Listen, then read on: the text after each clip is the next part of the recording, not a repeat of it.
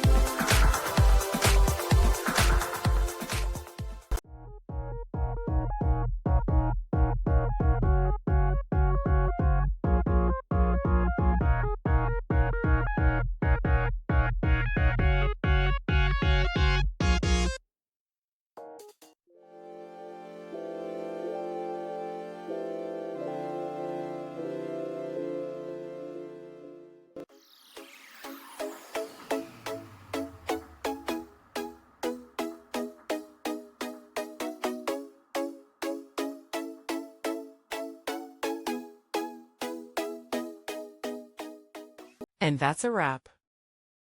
I hope you found the answer you were looking for. If you did, take a second to hit that subscribe button. It really helps out. And let me know in the comments which solution worked best for you. See you next time in the debug zone.